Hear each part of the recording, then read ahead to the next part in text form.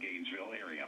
I'm Chuck Whitaker with Traffic Watch. Whoever does head up there, buy us some. Yes, please. Please, or share your winnings. Either way, that works. Well, now joining us live via video chat are Lulu and Maverick from 106.5 Wctq. And happy Friday. Happy Friday, guys. We made it. Yes, it is. Another week. You know, we read a report that says that women work longer and harder and are more honest on the job.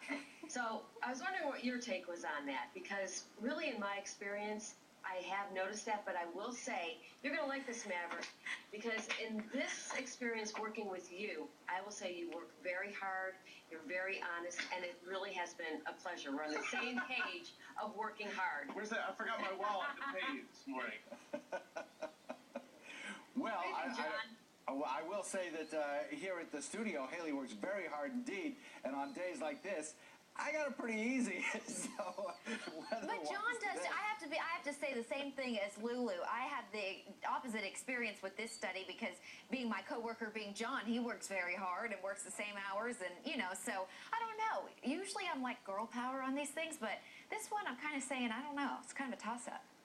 All right, that's fair. The other thing I wanted to get your take on, because Lulu and I kind of disagree on this one. I was reading about this new book, and I think I might get it.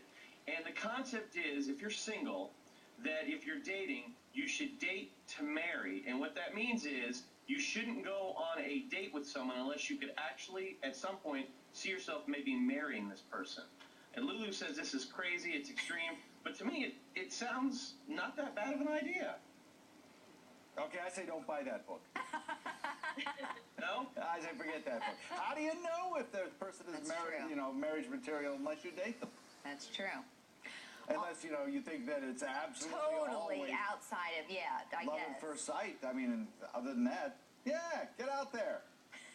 Somebody could pass you by if you don't give them a chance. That's true. Initially, maybe not attracted to them or whatever, and then you go out with them and you have conversation and you have a great time, and don't let somebody pass you by.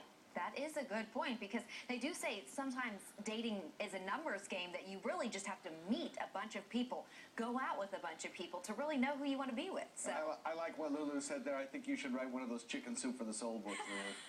Thank you. Thank you very much. I would read it. Hey, you guys have a great weekend, huh?